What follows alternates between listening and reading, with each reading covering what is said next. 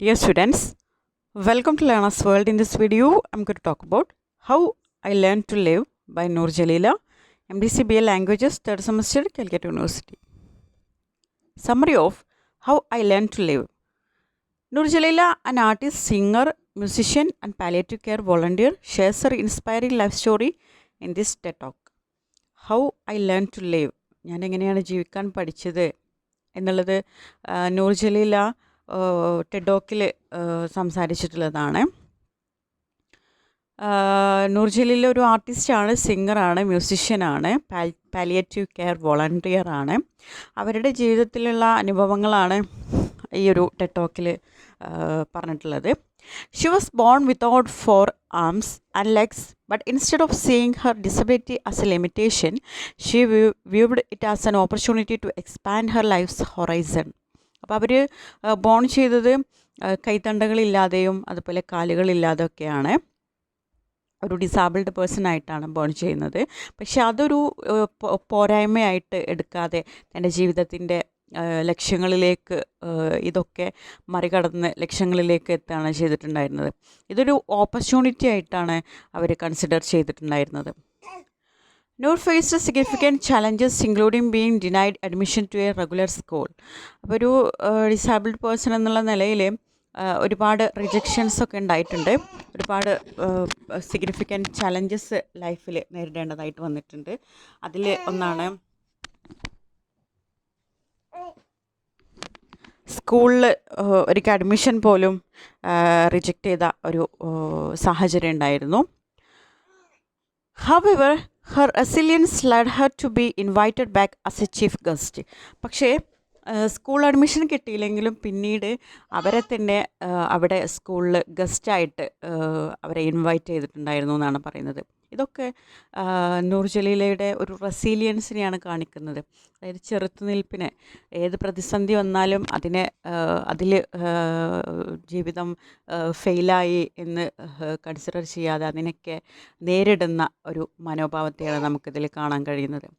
She emphasizes that a disability only becomes real when it affects one's mind. അപ്പോൾ അവർ പറയുന്നത് disability എന്ന് പറയുന്നത്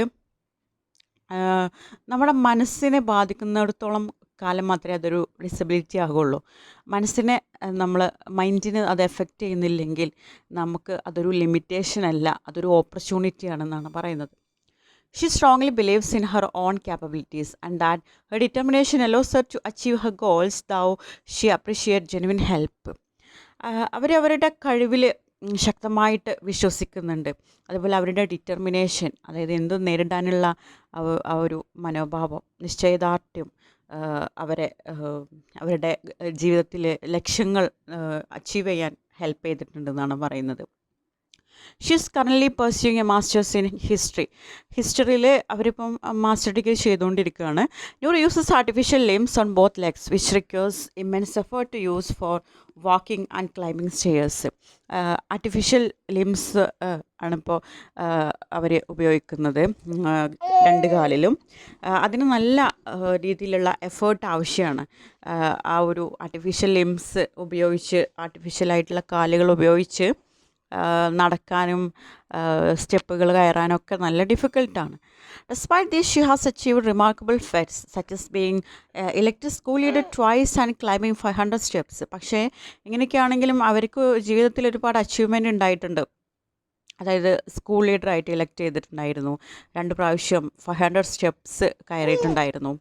during the COVID-19 lockdown she discovered a passion for crafting which evolved in a business named Handless Made, a clever play on hand made given her lack of hands.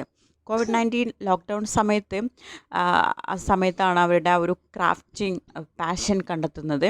ക്രാഫ്റ്റിങ്ങിലുള്ള അതിനൊരു പേരിട്ടുണ്ടായിരുന്നു, ഹാൻഡ്ലെസ് made, കൈയില്ലാത്ത കൊണ്ടുണ്ടാക്കിയിട്ടുള്ളത് എന്ന്. അതായത് സാധാരണ hand made products എന്നാണ് നമ്മൾ പറയാറ്. അപ്പോൾ ഒരു ക്ലവറായിട്ട് use ചെയ്തിട്ടുള്ള ഒരു ടേമാണ് ഹാൻഡ്ലെസ് മെയ്ഡ് എന്ന് പറയുന്നത്. Her art works have gained international recognition. She plans to use this venture to inspire others with disabilities. അപ്പോൾ അവരുടെ ആർട്ട് വർക്ക് ഇൻ്റർനാഷണൽ റെക്കഗ്നീഷനൊക്കെ നേടിയിട്ടുണ്ടായിരുന്നു. അപ്പോൾ ഈ ഒരു സംരംഭം ഒരുപാട് ഡിസബിൾഡ് ആയിട്ടുള്ള ആളുകൾക്കൊരു ഇൻസ്പിറേഷൻ എന്നുള്ള നിലയിൽ ആണ് ഇത് ഉപയോഗിച്ചിരുന്നത്. News life is guided by the belief that her disabilities will never hinder her from pursuing her dreams. ഇപ്പോൾ നൂർ ജലീലയുടെ ജീവിതം തന്നെ നമുക്ക് നൽകുന്നത് ഡിസബിലിറ്റീസ് ഒന്നും നമുക്കൊരു ലിമിറ്റേഷനല്ല, ഒരു പോരായ്മയല്ല. അത് നമ്മളുടെ ജീവിതത്തിൽ ലക്ഷ്യങ്ങൾ നേടാൻ ഒരു തടസ്സവുമല്ല.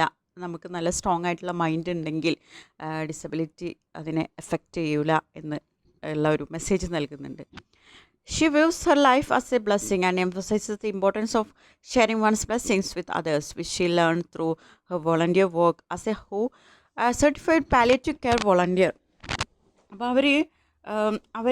അവരുടെ ജീവിതം തന്നെ ഒരു ബ്ലെസ്സിങ് ആയിട്ട്, ഒരു അനുഗ്രഹമായിട്ടാണ് കൺസിഡർ ചെയ്യുന്നത്. അപ്പോൾ തൻ്റെ ബ്ലെസ്സിങ് മറ്റുള്ളവർക്കും ഷെയർ ചെയ്യാൻ ആഗ്രഹിക്കുന്നുണ്ട്. അവരൊരു പാലിയേറ്റീവ് വോളണ്ടിയറാണ്, പാലിയേറ്റീവ് കെയറിൻ്റെ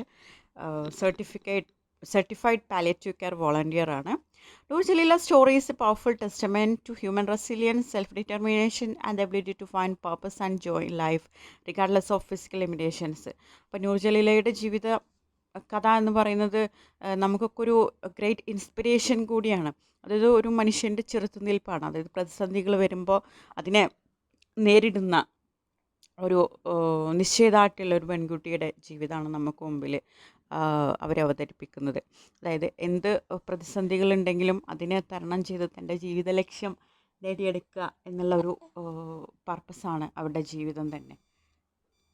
ഓക്കെ, താങ്ക് യു.